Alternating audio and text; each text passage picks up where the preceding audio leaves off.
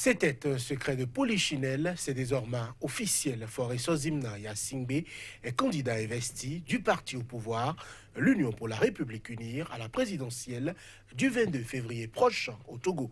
Celui qui comptabilise 15 ans à la tête du pays est candidat pour un nouveau scrutin, ce que dénonce l'opposition qui avait mobilisé avec succès des milliers de Togolais pour, entre autres, appeler à la fin de la dynastie de Yassingbe. À la tête du Togo, plusieurs personnalités espèrent néanmoins contrarier cette volonté de continuité du président sortant au total. Et selon la CENI, la Commission électorale nationale indépendante, 10 personnalités ont déposé leur candidature en vue du dit scrutin à la clôture du dépôt des dossiers le 8 janvier dernier. 10 dossiers de candidature étaient déposés. Selon le président de la CENI, les noms des candidats n'ont pas été révélés par la CENI, qui informe de ce que la liste définitive des retenus sera publiée par la Cour constitutionnelle au plus tard le 28 janvier. Mais on s'imagine bien que quelques poids lourds du paysage politique togolais y sont. Le président sortant, évidemment, Jean-Pierre Fabre, candidat investi par l'ANC, ou encore l'ancien Premier ministre et président du MPDD, Kojo Agbeyome. La candidature du président Faure à un scrutin à un 4e mandat pose-t-il un problème? Si oui, lequel? Y a-t-il des chances de voir l'opposition créer l'alternance en février? Où en est le projet de candidature unique de l'opposition porté par des personnalités aussi bien politiques que religieuses, des griefs faits aux institutions en charge de l'élection? Quel est le point à cette étape du processus? Togo, investiture du président Faure Yassingbe pour un 4e mandat. Quelle chance de voir l'opposition créer l'alternance? C'est la question trame de cette émission. Merci de nous retrouver.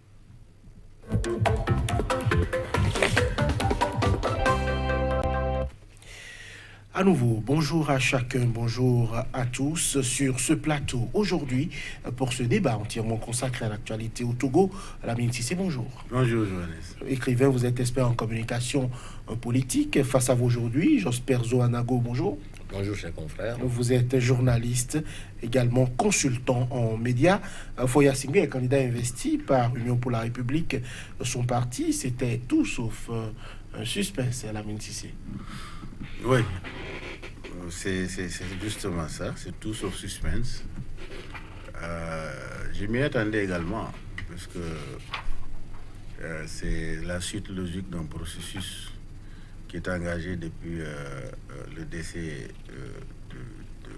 du père, Yassingbe Yadema.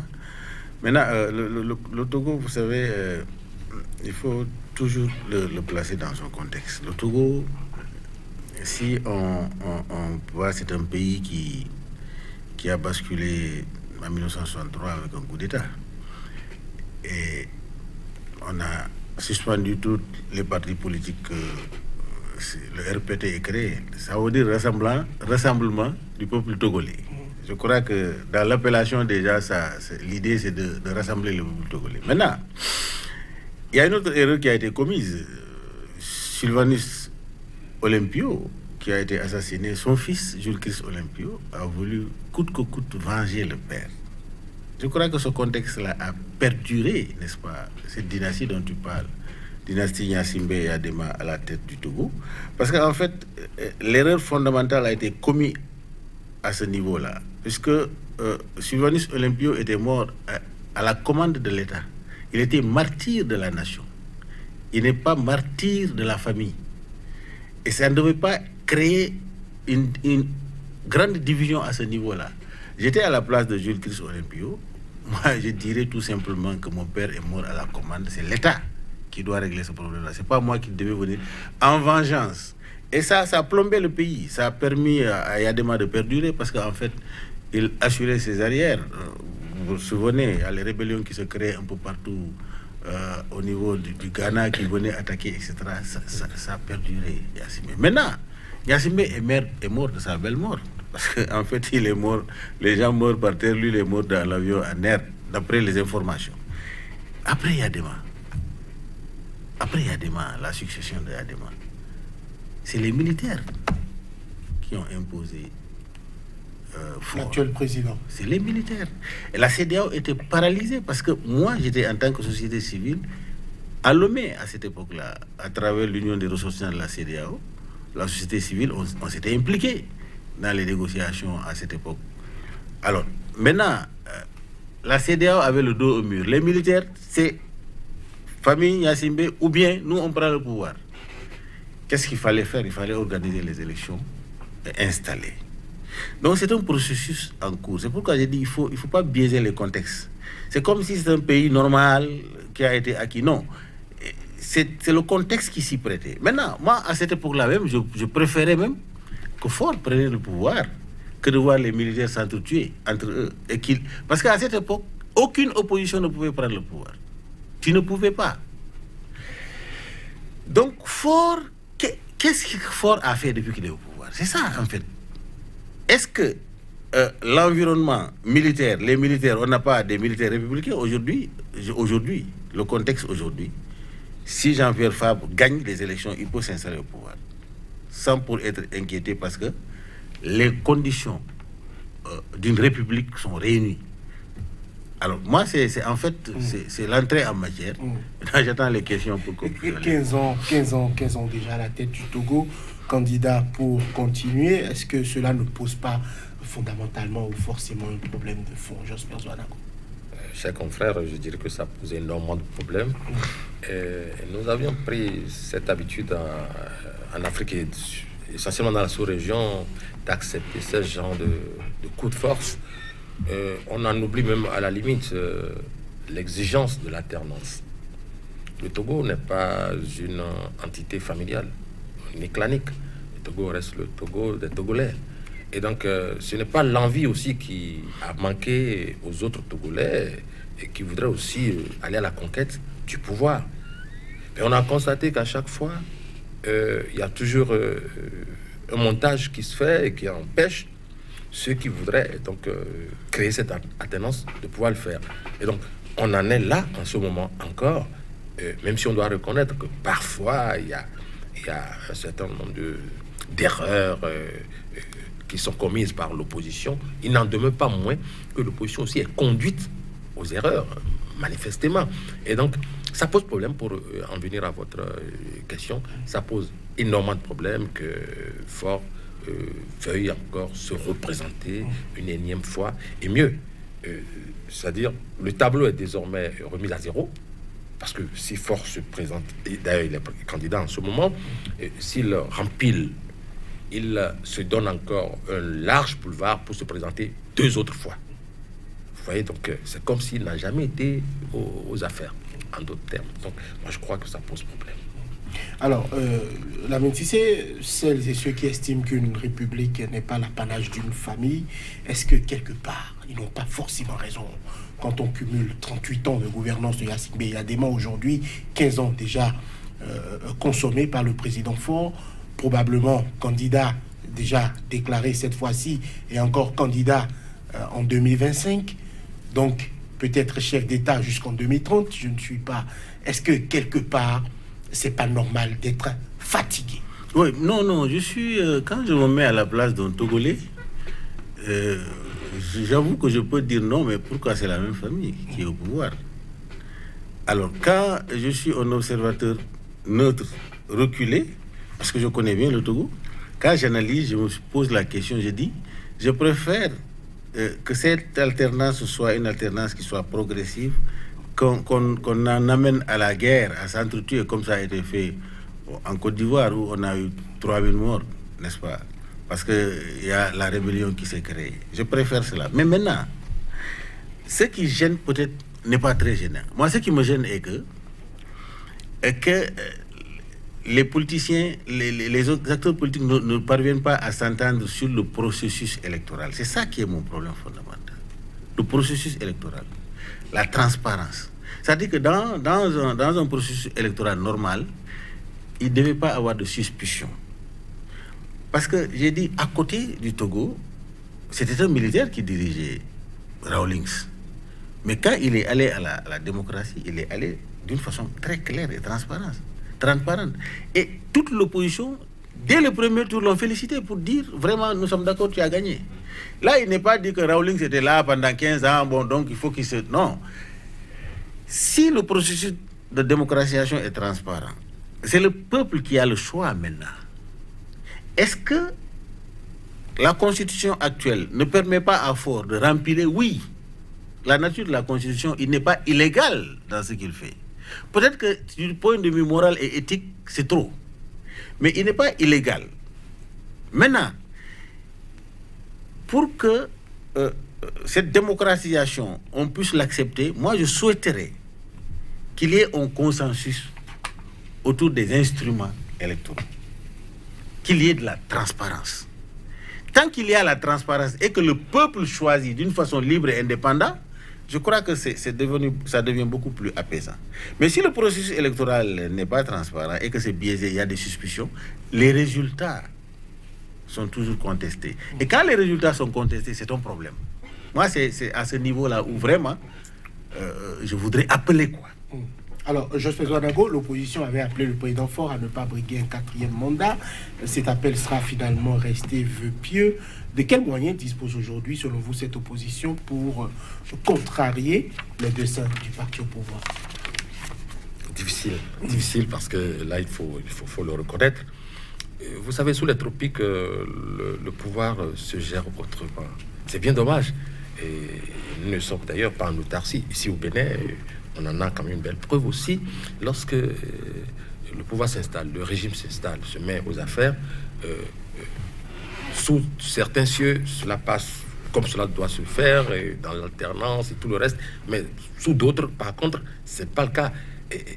Le pouvoir s'installe, se maintient et empêche d'autres de venir à sa conquête.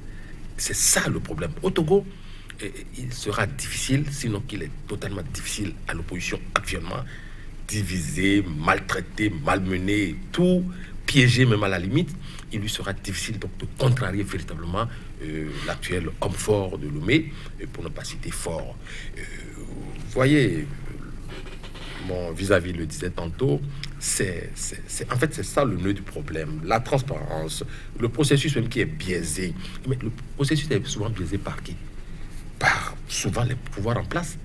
Mais lorsque ceux qui ont les ficelles du pouvoir, les ficelles des institutions, bloquent volontairement ou donnent l'impression d'être dans la bonne dynamique, mais bloquent par des subterfuges, bloquent le processus, il est difficile pour une opposition, quelle qu'elle soit, de pouvoir tirer son marron du feu. Et c'est ce à quoi on assiste en ce moment au Togo. L'opposition a bien l'intention de pouvoir prendre le pouvoir légalement et régulièrement. Mais si le processus... Vous vous souvenez, il y a eu par exemple les institutions des nations qui s'est impliqué plusieurs fois déjà au Togo. Les dernières fois aussi, on a vu le CEDEAO.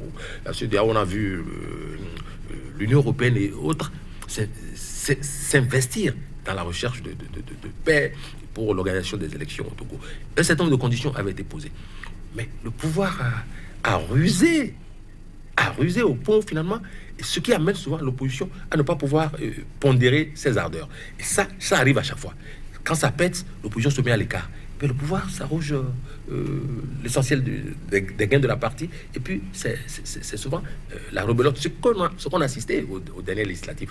On a poussé l'opposition dans ce dernier retranchement. L'opposition a cédé et n'a pas pu prendre part aux élections. D'elle-même, d'ailleurs. Et puis là, le résultat est là. Donc, voilà alors, Lamine Cissé, est-ce que dans ce schéma-là, les dernières législatives qui ont vu donc, le boycott de l'opposition, est-ce que ce n'était pas une erreur stratégique? Non, l'opposition a fait trop de fautes politiques. Vous savez, dans le combat, c'est ça qui nous caractérise parfois dans les jeux politiques en Afrique d'une manière générale. On pense que son vis-à-vis est son ennemi. Je crois que le jeu devait être les débats d'idées, projets de société. Ça ne doit pas être dire c'est mon ennemi. C'est difficile au Togo. Non, c'est difficile parce qu'en fait, dans la tête des gens, c'est le nom Gnassingbé qu'ils voient. Mais c'est légitime. S'ils voient fort, un sentiment légitime. J'ai dit, s'ils analysent fort et voient les actions que le jeune a menées, ses actions, on le comptabilise sur son plan et ses actions, peut-être qu'il y aura moins d'animosité. Mais c'est de dire c'est trop, Gnassingbé c'est trop. Non, j'ai dit, il faut qu'on soit beaucoup plus réaliste dans les analyses. Qu'est-ce qu'il a fait? S'il est petit, si c'est le petit du papa, mais qu'est-ce qu'il a fait depuis qu'il est venu ici? Est-ce qu'il n'a pas assaini l'espace sécuritaire? Est-ce qu'il n'a pas assaini l'espace financier? Est-ce que... Mais maintenant, qu'est-ce qu'il veut? L'opposition a mené un combat où il avait les choses en main. Et il a laissé les choses échapper. Quand la CEDEAO est venue dans la négociation, c'était quoi? Mettez-vous à table. Ils disent non, il faut que Faure dise qu'il ne sera pas candidat d'abord. Mais les préalables là, c'est le peuple qui doit... c'est le peuple qui est souverain de dire je sanctionne l'autre ou je ne sanctionne pas. Le peuple est rentré dans la rue. Non, attends. C'est ce que je dis, mais le peuple n'a qu'à rentrer dans les urnes. Pourquoi boycotter les élections législatives? C'est-à-dire que pour que l'opposition montre que ce peuple-là est derrière lui, qu'il n'a qu'à aller aux élections législatives, qu'il soit assez représentatif à l'Assemblée nationale. Là où on mène les débats politiques à l'Assemblée nationale, vous êtes absent à cela. Vous voulez quoi? Parce que l'opposition, pour justifier son boycott, avait avancé. Il n'y a pas de justification. Le processus électoral. Non. Mais si les conditions, la médecine, vous le disiez vous-même sur ce plateau, il y a quelques instants. Allez-y, attaquez le processus électoral, mais allez-y aux élections. Le boycott, avec un vote. Non, si le vote est biaisé d'avance. La CENI mais ça veut dire que l'opposition n'aurait pas de députés.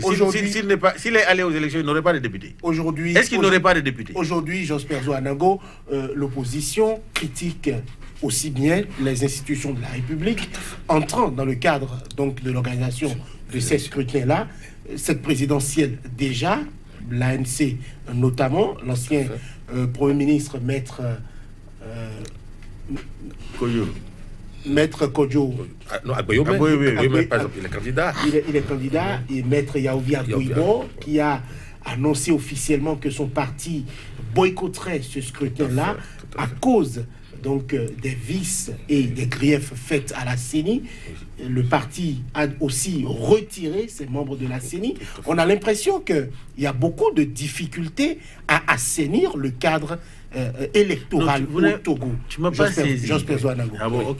Oui, mais en fait, cette histoire de la CENI, la réformation de la CENI, c'est toujours posé. Mais le pouvoir a tout fait de ne jamais accéder à cette requête-là. On fait la promesse même aux organisations internationales qui prennent part aux discussions, au dialogue, et puis à la dernière minute, on maintient le statu quo. Aux législatives, je ne soutiens pas l'attitude de l'opposition aux dernières législatives du 20 décembre 2018. Cependant, lorsque tout a été mis en œuvre, pour ne pas céder aux exigences ou aux requêtes de cette opposition, vous voyez, on la met dans une position malaisée, on la pousse dans ces derniers retranchements, et puis on sait que pousser à un niveau donné, l'opposition cède, casse. Et c'est ce qui se produit à chaque fois. Et donc, moi je dis, les pouvoirs sont suffisamment futés sous les tropiques pour arriver à leur but. Mais nous avions vécu un cas ici au Bénin, même si ça ne se ressemble pas, c'est pareil. Ici, on a vu une opposition qui était prête pour aller aux élections. Puis on a vu un pouvoir qui a rusé avec pour que l'opposition ne se retrouve pas aux élections. C'est cela, ça varie selon les sphères. Et vous voyez un peu. Donc, c'est ce qui se passe au Togo en ce moment. Oui, mais vous savez, quand on veut faire une comparaison, moi, je suis un opposant au Sénégal. Au Sénégal, ce que Macky a fait, Faure n'a pas fait la moitié même. Macky, lui, il a fait au Noldop carrément. Mais nous sommes allés aux élections. Nous sommes allés. Le boycott, les conséquences sont dramatiques parce que vous ne pouvez pas diagnostiquer le processus. Il faut aller aux élections pour diagnostiquer le processus. Si vous dites que ce n'est pas bon et vous restez à la maison, qu'est-ce qui prouve que ce n'est pas bon? Mais allez aux élections, avec les difficultés des urnes et tout ça, là, vous faites le bilan et vous diagnostiquez. Vous dites voilà, mais restez à la maison, quel diagnostic vous aurez? C'est ça l'erreur fondamentale. J'ai dit, j'ai attaqué cela, c'est pas normal. Je suis d'accord. On ne peut pas comparer au Bénin. Le Bénin, lui, il a éliminé carrément. Il dit à l'opposition, il n'y a pas d'élection. Les oppositions ne participent pas. Ça, je ne l'ai jamais vu depuis que je suis né. Soit on a un parti unique, ou bien quand on est dans un processus de démocratisation, après 30 ans au Bénin, ce n'est pas possible. Ce qui s'est passé, je ne l'ai jamais vu de ma tête.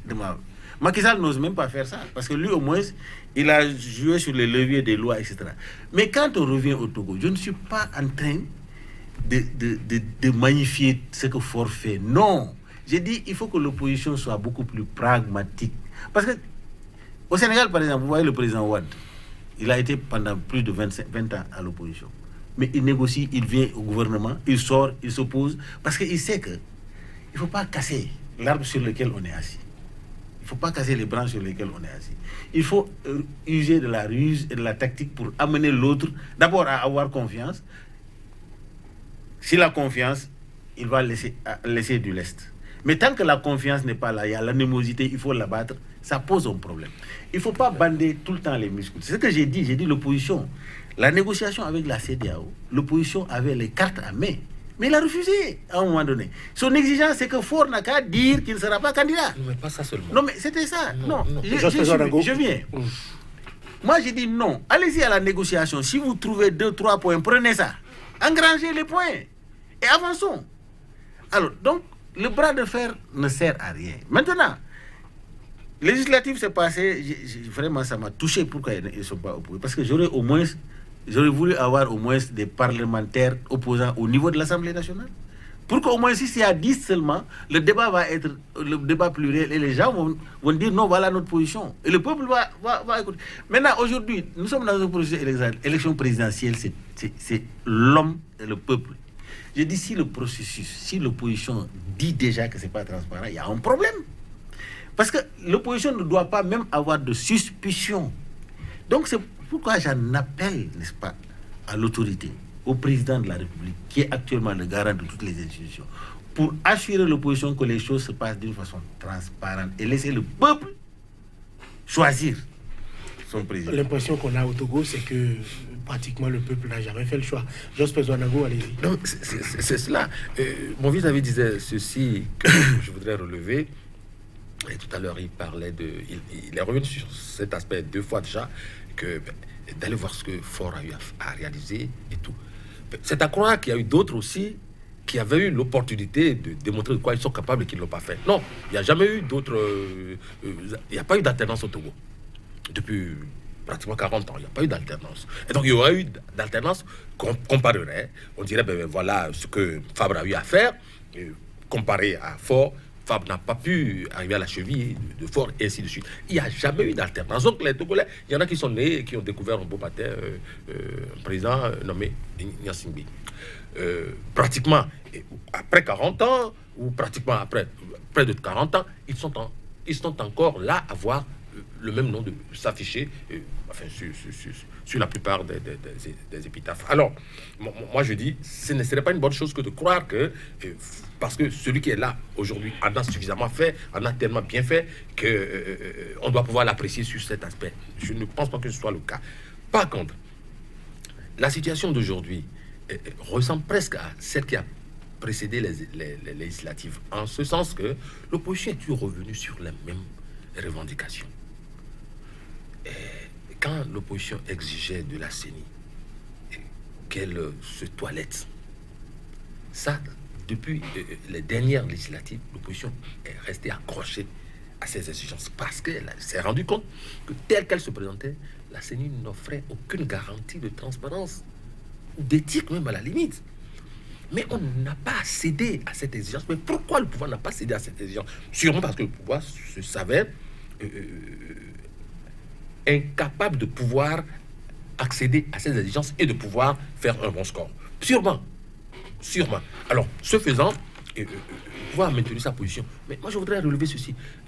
La CEDEAO avait constaté un certain nombre de doléances ou d'exigences de l'opposition et les avait consignées. Le pouvoir, il ne revenait pas à la CEDEAO d'aller ouvrir les tiroirs, de sortir les archives, de corriger telle ou telle disposition. Il revenait au pouvoir en dernier ressort d'appliquer les recommandations. Donc la bonne volonté du régime de Lomé. Donc voilà. Mais ça n'a pas été le cas parce que la CEDEAO a constaté et allait même dans le sens de la reformation de la CENI. À l'époque, souvenez-vous, ça n'a pas été fait. L'opposition croyait, et c'est là l'erreur, je l'accepte volontiers, c'est une grande erreur de croire naïvement que dès lors que la CEDEAO ou les institutions avaient donc donné quitus pour que cela soit fait, que ça se ferait. C'est faux. Je reviens de temps en temps au Bénin pour dire, on a vu aussi des institutions supra qui ont demandé au Bénin de se soumettre à un certain nombre d'exigences. Ça n'a pas été fait, par exemple. Donc l'opposition a cru naïvement, me semble-t-il, depuis les dernières législatives, que ça se ferait. Et donc, elle a choisi le boycott.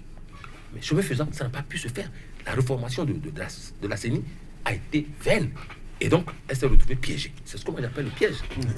Alors aujourd'hui, une nouvelle constitution datant donc de mai 2019 permet au président de se représenter en 2020-2025, mais aussi de bénéficier d'une immunité à vie pour les actes posés pendant les mandats présidentiels. La Métissé, est-ce que immuniser un chef d'État pour tout ce qu'il a eu à faire à la tête d'un État, est-ce que selon vous c'est quelque chose qu'il faut encourager? Le président, sauf haute trahison, mais le président n'est pas poursuivi pour les actes qu'il a posés au cours de son exercice. Même au Sénégal, ça existe. Donc selon vous, c'est quelque chose qu'il faut encourager? Je viens. Non, c'est pas encourager, c'est dans la Constitution. Mais moi, je pense que le président ne doit pas être au-dessus de la loi. Si un président de la République pose des actes de nature à même déstructurer notre économie, moi j'appelle ça crime économique. Le président doit être poursuivi après, parce qu'on a vu par ailleurs, on poursuit les présidents. Bon, maintenant, quand je parle de la CEDEAO, je ne le place pas dans le contexte de la négociation actuelle. Je parle au moment où le père Gnassingbé a disparu. Je dis la CEDEAO était impuissant devant l'exigence de l'armée. C'est ce que je disais. J'ai dit les gens ne mesurent pas ces contextes. J'ai marché dans les rues, il y avait les cadavres et on brûlait les pneus. Nos cadres, ils sont terrés à l'hôtel 2 février. Mais nous, on était dans la rue. On fuyait avec les populations, mais on observait, on rendait compte. On était dans la rue, on voit des cadavres, etc. J'ai dit, à cette époque-là, aucune opposition ne pouvait prendre le pouvoir. Tu ne peux pas. Donc ça, c'est un contexte qu'il faut analyser aussi. C'est ce qui a amené fort au pouvoir. Si par exemple les institutions étaient normales, tout était normal, tu penses que Fort serait le président de la République aujourd'hui? Non. Non. Le président de l'Assemblée nationale, et puis on organise les élections d'une façon... Mais oui, c'est ce que je dis, ce contexte-là qu'il faut prendre en compte. J'ai dit, dans ce contexte précis-là, qu'est-ce que Fort a fait par rapport à ça? Pour moi, aujourd'hui, l'armée togolaise, la police togolaise, l'État togolais est différent de la période où le feu Gnassingbé n'est pas. Aujourd'hui, c'est pourquoi j'ai dit aujourd'hui, l'opposition, s'il gagne, il peut s'installer tranquillement au pouvoir et gouverner. Donc au moins, il faut donner ce mérite-là à Fort. C'est ce que je suis en train de dire. Je ne suis pas en train de dire, oui, il faut féliciter Fort. J'ai dit non, il a fait un pas de géant par rapport à cela. Aujourd'hui, s'il n'est pas président, le Togo est tranquille. Il n'y a pas de problème. Mais au moment où le père est brutalement parti, mais c'est pas possible. Aucune opposition ne peut prendre. On va te gousiller. Maintenant, je suis d'accord avec vous. La CEDEAO est une institution qui ne... Tu vois, la démocratie et bonne gouvernance, c'est un protocole. Hein. Ils ont signé tout ça là. Mais la CEDEAO est inefficace dans la conduite de la démocratie et de la bonne gouvernance dans nos pays. Parce que, en fait, chaque pays est en train de traîner, n'est-ce pas, des dispositions qui sont même anticonstitutionnelles. Donc, c'est les dysfonctionnements qui se réunissent au sommet. Chaque président regarde l'autre, il faut que je ménage l'autre, parce que moi aussi, je suis en train de faire la même chose. Il y a une inefficacité. Sinon, ce qui s'est passé au Sénégal, on a saisi les institutions de la CEDEAO. Ce qui s'est passé ici. Mais regardez, en Guinée, on est en train de tuer les gens. Qu'est-ce que la CEDEAO fait? Qu'est-ce que la CEDEAO fait? L'Union africaine, rien du tout. Donc syndicat de chefs d'État. Mais c'est ça, c'est-à-dire que c'est le peuple qui doit se lever. C'est le peuple qui doit prendre ses responsabilités. On n'a pas des institutions qui peuvent nous sortir. Même de la pauvreté, ils ne pourront pas.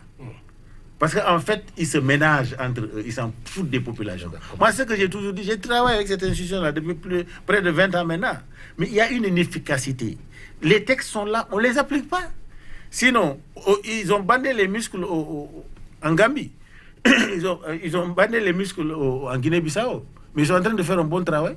Pourquoi ne pas faire ce même travail-là au Sénégal, ici, au Bénin ou au Togo? Pourquoi? Est-ce peut-être rien que les petits États qui font réagir les chefs d'État? Alors, il y aura bien des opposants candidats donc, à ce scrutin-là, notamment Jean-Pierre Fabre, déjà candidat majeur de l'opposition, on va le dire comme ça, en 2010, en 2015. Il a revendiqué la victoire à ces deux précédents scrutins-là et donc dénoncé des fraudes massives et le vol de son électorat.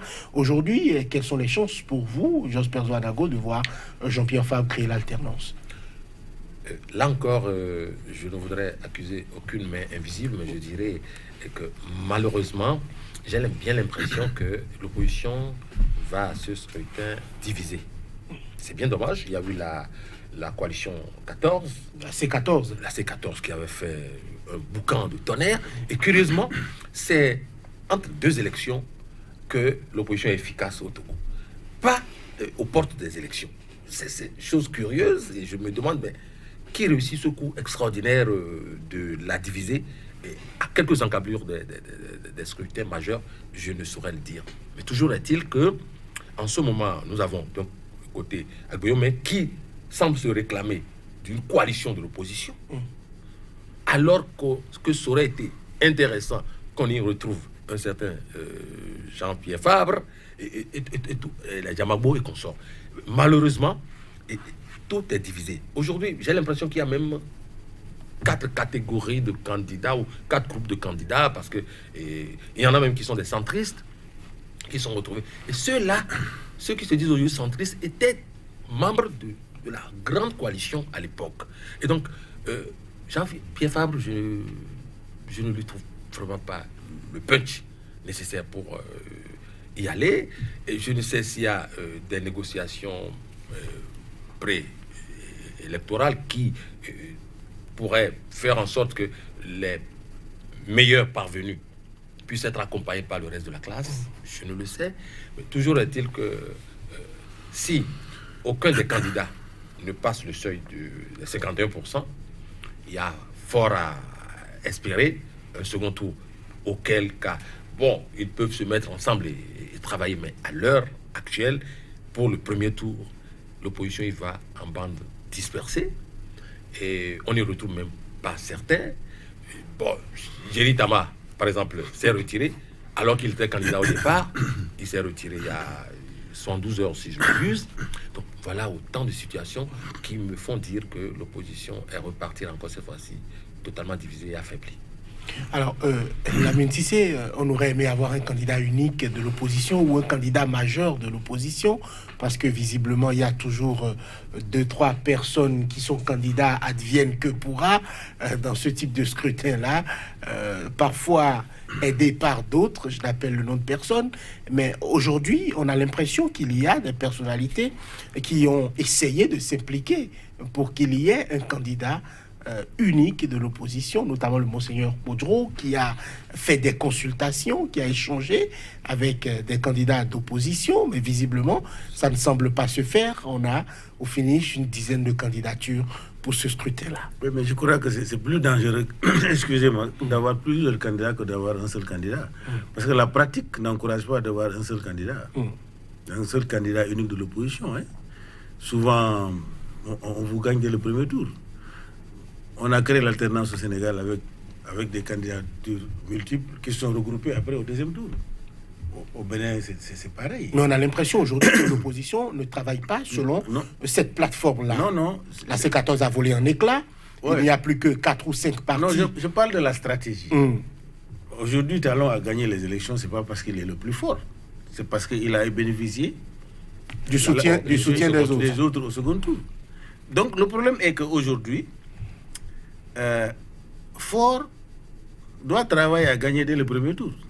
Autrement, s'il ne gagne pas dès le premier tour, ce que vous dites comme ça, c'est ce qui va se faire au deuxième tour.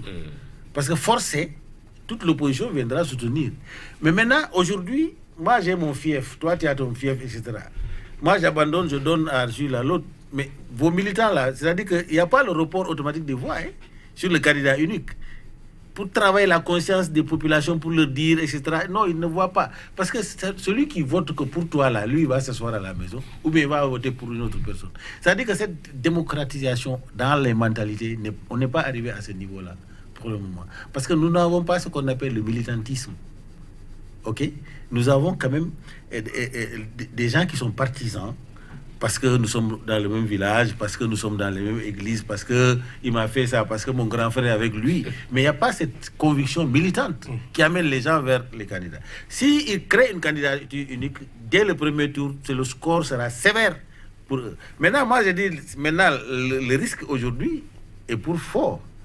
Parce que l'éclatement des candidatures peut éclater les voix. Et si on l'amène au deuxième tour, là, il y a- c'est terminé. C'est que ils vont le battre.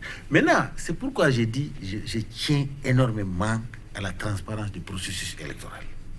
Je tiens énormément à cela. Parce que moi, je ne conçois pas dans un pays que vous ayez le pouvoir, vous votez, et qu'en allant aux élections, les acteurs, c'est-à-dire que vos adversaires ne comprennent même pas comment le processus se met en place. C'est extrêmement dangereux. Et c'est ce qu'on voit aujourd'hui. Dans tous les pays aujourd'hui en Afrique, c'est devenu à la mode. On ne prend pas les fusils pour faire un coup d'État. On prend les lois et on tripatouille, on essaie de biaiser le processus électoral pour se maintenir. Ça, c'est voler le suffrage du peuple. Ça, c'est plus qu'un coup d'État. C'est de la malhonnêteté. Donc, il faut que nos dirigeants arrêtent de faire cela. Il faut qu'on arrête de faire cela. Donc, je souhaite vraiment, je ne dis pas c'est ce qui se passe au Togo, hein, mais je dis, je souhaite que le président Faure fasse tout pour que l'opposition n'ait pas de suspicion dans le processus électoral, pour qu'il s'assoie à la table et faire les réglages nécessaires afin que, au sortir du scrutin, que tout le monde puisse applaudir celui qui est le vainqueur. Moi, c'est ce que je souhaiterais vraiment. Alors, les manifestations fleuves qu'il y avait eu en 2018 notamment étaient à l'initiative d'un certain Tipi Achadam, président du PNP, parti panafricain, parti national panafricain. Aujourd'hui, Tipi Achadam est invisible sur l'échiquier politique togolais. On aurait aimé, pourquoi pas le voir, candidat à ce scrutin-là. Et qu'est-ce qui peut expliquer l'absence de Tipi Achadam de cette bataille-là qui est en train de s'engager? Malheureusement, ou alors bon, heureusement pour certains, Tipi n'est plus visible, parce qu'en fait, il faut voir un peu le contexte dans lequel ce monsieur est apparu avec son mouvement. Il a surpris plus d'un. Il a mis le pouvoir mal à l'aise. Tipi est venu avec de nouveaux instruments, des outils nouveaux, comme les réseaux sociaux et tout, que ses collègues, enfin des autres partis politiques, n'expérimentaient pas jusque-là. Et donc Tipi est venu avec une nouvelle forme de conquête, et ça lui a réussi. Et ça, quand c'est ainsi, ça fait très mal au pouvoir. Et on a vu tout de suite comment il a été pris dans la chasse. C'est vrai, son succès était exponentiel, mais il fallait tout de suite le faire taire. On a réussi donc à l'isoler. Ça, il faut appeler les choses par leur nom. Aujourd'hui, Tipi n'existe pratiquement plus. Même au tréfonds de son village. Il faut aller au nord, enfin presque au nord du Togo, dans la région de Sokone, pour s'en rendre compte.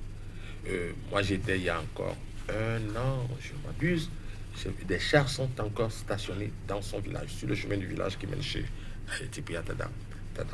Donc, c'est dire que on a tout fait donc pour l'isoler, et ça, on peut dire que c'est une réussite en griffe. Le Tipi n'existe plus, même aux yeux de certains de ses co-religionnaires en termes de politique, il est mal vu. Certains l'accusent d'avoir été à l'origine de leur insuccès. Bon, bref, on a réussi donc à faire de Tipi quelqu'un qui n'existe plus. Et dans les faits, effectivement, on ne le voit plus. Et donc, ça, ces militants sont poursuivis, pourchassés, sont accusés de tout. Tout récemment, qu'ils vous souviennent, en plein cœur de Lomé, aux encabris de Agoué, il y a eu des attaques ou une attaque contre les forces de sécurité, bon, tout temps vers des éléments de ce monsieur. Bref, donc, il est totalement, je ne voudrais pas dire qu'il est éliminé, mais il est isolé, et donc il ne fait plus partie du processus. C'est ce que nous notons en ce moment. Enfin, c'est ce qui est noté en ce moment au Togo. Et donc, ce faisant, le pouvoir a pu s'extraire une épine du dessous de la plante des pieds et peut souffler un instant. Donc, en attendant que le même sort, je ne le souhaite, arrive à d'autres opposants de poigne, on en est à quelques jours, des élections. Et moi, je me dis que c'est vrai, quelque part, on peut se réjouir du fait qu'il y ait plusieurs candidatures pour aller à ces élections. Mais au même moment, le processus dont parlait mon vis-à-vis, qui devrait être transparent, aux yeux de l'opposition, ne l'est pas. Est-ce que quelque part, on reproche à l'opposition d'avoir commis une grosse bévue en ne se présentant pas aux dernières élections? Et certains se sont retirés. Par exemple, Jerry Atama s'est retiré parce qu'il estimait que le processus en lui-même ne donnait pas suffisamment de garanties. Est-ce qu'il est utile d'aller à une élection ou à une joute lorsqu'on sait que les jeux sont déjà pipés? Si on doit s'en tenir à ce que vous avez dit tantôt, il faut y aller quand même, ou alors faut-il s'opposer à y aller? Donc voilà, c'est un problématique. Voilà. Alors, Lamine Cissé, l'absence de Tikpi Achadam, qui quand même était fer de lance de toute la mobilisation exceptionnelle qu'il y a eu récemment au Togo. D'autres disent que Tikpi Achadam est venu de nulle part. J'ai dit non, il est venu de quelque part. Il fut allié de ce pouvoir-là. Il a bénéficié des avantages de ce pouvoir-là. Il était allié. Donc lui-même, il dit qu'il les connaît mieux que quiconque. Donc il est venu de quelque part.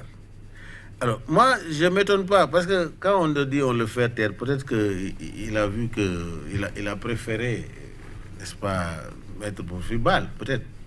C'est lui seul qui peut dire, parce que ce pouvoir-là, moi je ne peux pas dire pourquoi. Mais quand j'analyse un peu, par exemple, Pierre Fabre, lui déjà, Jules Christ Olympio, c'est bien entendu avec le président Faure, qui lui a donné des honneurs, qui a réhabilité son papa, etc. Je crois que à ce niveau-là, Jean-Pierre Fabre est affaibli. Vous prenez le Aboyome, je suis Premier ministre. J'ai été une fois reçu par le président Yadema, il était là, je le connais personnellement. Bon, lui, c'est pas un danger, parce qu'il était dans la séraille, quoi. Il était dans le truc. Mais le problème est qu'il faut continuer le processus. Ce qui est dur, l'alternance se fera. Il ne faut pas, c'est-à-dire que c'est ce que je veux travailler l'opposition pour dire, quelle que soit la situation, allez-y aux élections, parlez aux populations. Parce que participer à une élection, parler aux populations, c'est participer à l'éveil des consciences de ce peuple-là. OK? Participer aux élections, c'est de mesurer d'une façon qualitative et quantitative le processus électoral. Parce que si vous n'allez pas aux élections, vous ne pouvez pas après apprécier et mesurer le processus électoral. Vous dites c'est ce qui s'est passé sur le terrain. Comment vous avez su? Vous n'avez pas été sur le terrain. Il faut être sur le terrain. C'est ce qui a amené aujourd'hui au dialogue national au Sénégal. Parce que malgré toutes les contraintes que le président Sall a fait, mais ils sont allés à l'opposition, ils ont pu détecter des choses, ils sont venus maintenant écrire là-dessus. C'est pris en compte à ce dialogue politique aujourd'hui, dans le cadre de l'audition du fichier électoral, qui va être audité de fond en comble, c'est-à-dire que d'une façon raffinée et pointue, parce qu'en fait, ils ont été aux élections, ils ont vu, ils ont constaté. Tout processus électoral, ça doit être accompagné par les acteurs politiques. C'est ce que je conseille aux acteurs politiques, ne pas abandonner, d'aller au processus électoral. Voilà, et il faut rappeler que la question d'un troisième mandat fait rage actuellement à Dakar. Nous allons bientôt en parler avec vous. Vous êtes Lamine Cissé, écrivain, expert en communication politique. Face à vous aujourd'hui, mon confrère Josper Zoanago, également consultant médias et donc journaliste. Merci à vous, chers téléspectateurs, de nous avoir suivis. À très bientôt pour notre numéro de Angle de Vue.